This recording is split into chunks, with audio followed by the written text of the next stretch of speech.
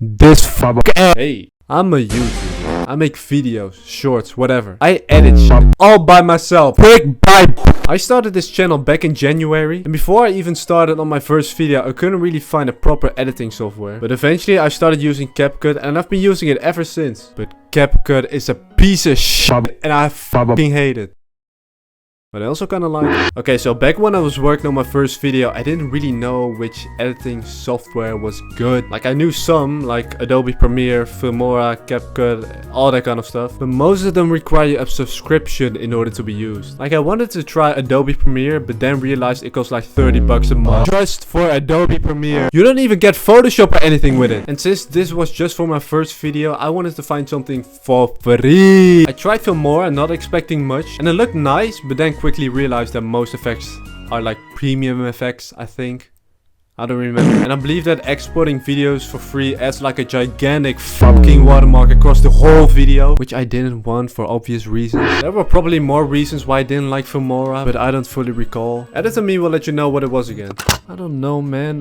Like, looking back at it, I don't think Filmora was really that bad, to be honest. But at the same time, I didn't really did research for it, so I don't know. Then later I saw this other free program called DaVinci Resolve, which looked very professional and it looked nice, but I didn't bother doing all this shit just to download the software. Then later I tried CapCut, because I heard a lot of people use it and apparently it's very easy. So I downloaded it, tried it out, and it actually looks surprisingly good. I expected this to work kind of bad on PC, because I think this was made for mobile, but whatever. I tried it out, added some effects that weren't behind the paywall, and then edited my first video. And honestly, it didn't look bad. For the first video, I think I did pretty well. Now, when you export the video, there's like a limit on how many times you can export the video without having a CapCut watermark in it. And seeing this was just for my first video, I didn't think it was big of an issue. So I was done editing and tried to export the video, only to realize I apparently used a premium effect, but I don't know which one it was. Now, I already edited the whole video and I didn't want to change some stuff, so I was like, man, fine, sure, I'll get Pro, see how it is. How much does Pro cost? I checked it out and it was relatively cheap. It was like 10 bucks a month, which gives you full access to all the Pro features and allows you to export the video without a watermark infinitely. So I was like,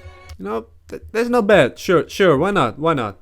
I'll get it. So I bought Pro, exported my video and uploaded it. I've also been using it to make shorts, and not gonna lie, using CapCut for shorts is really simple. Like when I did one of these shorts, I had the voiceover ready, you just put it in, click this auto caption thing, and it automatically generates the caption of your voiceover without having you to do anything. And also lets you change the style of the caption with ease. So you would think that CapCut is probably one of, if not the best editing tool to ever exist, right? I thought so too, and for shorts it probably is, but for long form videos it's a piece of dog shit. Okay, listen, let me rant about some shit here. Okay, first, when making shorts, right? I thought this auto caption thing is sick, right? You just need your own voiceover, put it in, click this auto caption thing, and boom, here's your caption. There's a lot of templates you can pick and it automatically changes it for you, right? This auto caption fucking sucks, because most of the time it gets it right, but there are many times where the AI or whatever just doesn't get the word you're saying. So it either just doesn't edit at all, or it just adds a different word instead. Now you might be thinking, oh, but why don't you just change the word instead? Doesn't that fix the problem? Yes, but it doesn't work most of the time. Because if you change the word, it either shows like just a letter of that word, or it just shows the word for like a split second, so you won't even be able to read it. And also this causes you to mess up the caption a lot. Like this other short I made. I said,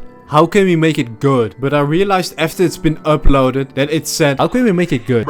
Also, how the fuck does this short almost have 10,000 views? But other than that, I suppose that CapCut is fine for making shorts, but recently it kind of sucked for making long form videos. Okay, so when making videos with CapCut, it makes multiple layers in the timeline so that everything is sorted, which is fine, that's normal. Like the audio is separate and can be on the same layer as the video layer. But sometimes when you add a lot of effects, even if it's just for one small part of the video, it makes a shit ton of layers that cause the whole timeline to be a mess. Like let's say I wanted to add an explosion effect on this one. Adding one part makes a new layer for the effect, which is fine, but you know, one explosion isn't enough. I need more. So I add more and boom, more explosion. It's way better now. But your timeline is fucked. Timeline is now so fucking huge that it makes it very difficult to work on the rest of the video. And you can't like make one layer and combine them or something so that the timeline is still visible when editing other parts of the video. Look at the timeline of my latest video where I was yapping about my Deltarune obsession. This part, for example, June 5th, 2025, Deltarune today. For this small part, I've added 4 effects, 2 layers of text and 2 layers of audio. Just for this small part in this video. This messed up the timeline so badly, because now I have these 4 layers of effects that won't go away or can be hidden or anything. So editing the rest of the video made everything so impractical. That's why I've moved all these layers to the top so that it wouldn't interrupt with the footage layers for the rest of the video. But now the timeline looks really goofy because I got these 4 random layers at the top. Also, when doing, like, for example, the voiceover, right? I got the script in front of me, I got Audacity next to me, and I take multiple attempts to do each part of the script, which for this video then left me with 16 minutes of raw voiceover footage. But the raw voiceover has a lot of empty parts which need to be cut, otherwise the video turns out to be boring and slow. I'll also have to change the pose of this ass PNG every time I talk, which causes the timeline to be like this. Now this isn't bad, I don't mind this, but like, see these empty parts in the timeline? These weren't there before. I had to add these empty parts, which means I had to grab the rest of the voiceover and move it to the right so I can adjust how long the empty parts need to be. Now that normally wouldn't be such big of an issue, but seeing I've cut the audio and footage so much, it literally lags when I'm just selecting those parts, let alone move it. And you know, even if it still lagged like crazy every time I had to move around in the timeline, it was still fine to use. So I kept using it and stopped complaining about it until recently, where they changed the pricing from $10 a month to $30 a month, while mostly everything is behind a fucking paywall. Even extracting the audio from a fucking video is a profession now. And they keep promoting this AI bullshit everywhere. Still, this video will also probably be edited in CapCut, because I've gotten used to it at this point and I don't have any other editing software yet.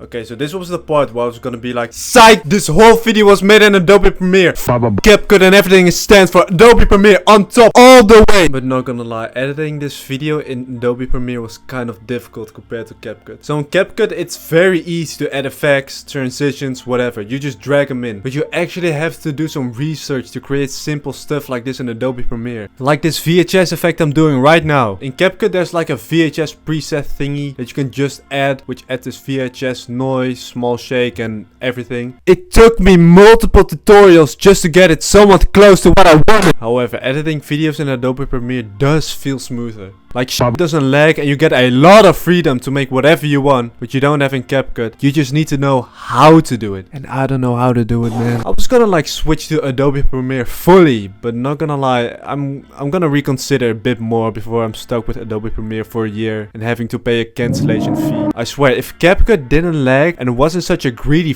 company, I would have chosen CapCut easily, because it does make everything so simple, bro. But I think I'm gonna consider switching to Adobe Premiere or something. I don't know yet, because CapCut is starting to fucking annoy me, bro. I deadass think Adobe Premiere is legit cheaper than CapCut now at this point, bro.